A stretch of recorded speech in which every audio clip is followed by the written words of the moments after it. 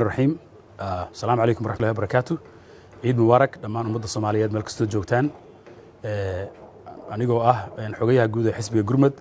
maanta waxaan isugu yeernay inaan idin sii dayno warbixin ku saabsan xaaladda guud ee uu dalku marayo gaar ahaan war-saxaafadeed ku aadan arrimaha doorashooyinka 2020ka 2021 waxaa xusid mudan in 20kii bishii February ee sanadkan madaxweynaha Maxamed Cabdullaahi Farmaajo uu qalinka ku duugay sharciga doorashooyinka qaranka ee heer federaal oo ay ansixiyeen labada aqal ee baarlamaanka. xisbiga Gurmud wuxuu qirayaa in ansixinta sharciga doorashadu ay tahay tallaabo muhiim ah si looga gudbo nidaamkii siyaasadeed ee odayaasha dhaqanka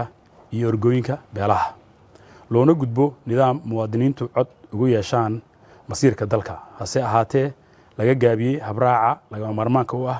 qabsashada doorashada iyo dhaqangelinta doorasho lagu kalsoon yahay sharci ah madax bannaan waqtigii loogu talagalayna ku dhacda sida diiwaangelinta rasmiga ah ee xisbiyada siyaasadeed oo ay ahayd in la dhammaystiro ka hor 6 bilood doorashooyinka qaran intaysan dhicin 2020ka 2021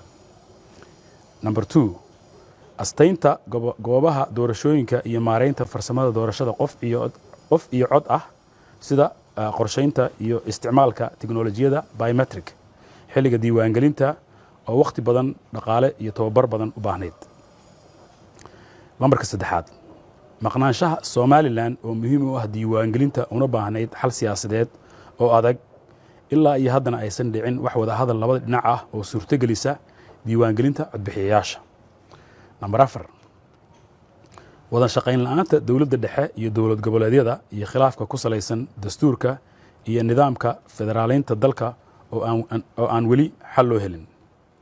number 5 xaaladda amni ee gobolada iyo degmooyinka dalka qaarkood oo aan suurtagal ahayn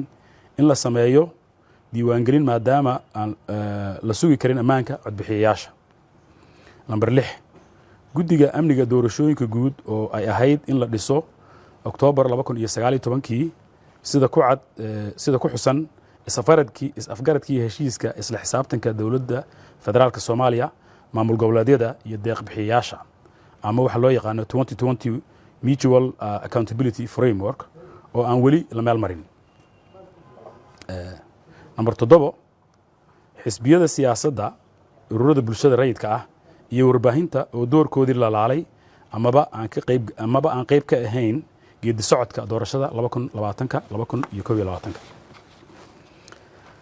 sida awgeed waxa uu xisbiga Gurmud si cad u dhaliilayaa dawladda dhexe oo ka gaabisay hawlihii loo igmaday ee mudnaanta lahaa gaar ahaan xilligan kala guurka ah iyadoo ku mashquushay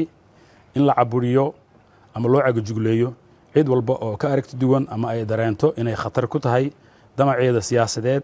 ee ah inay xukunka sii dhaaraysato. ugu dambeyn waxaa la wada ogsoon yahay tan iyo dawladdii ku meel gaarka ahayd ee carta doorashooyinka dalku inay ahaayeen qori isku dhiib ilaa iyo maanta lagu soo caanamaalay isla markaana abuurtay jawi degan oo ay bulshadu heshiis ku tahay muhiimna u ah dhammaystirka goodi socodka dib u heshiisiinta xoojinta nabadda iyo dimuqraadiyadda. sidaa darteed xisbiga Gurmud waxa uu caddeynayaa inaan marnaba la aqbali karin in madaxda dawladda federaalku xilku kasii dhammaanayo ay samaystaan muddo kordhin inay samaysato muddo kordhin iyo inay doorashadu dhaafto waqtigii loogu talagalay dhammaad.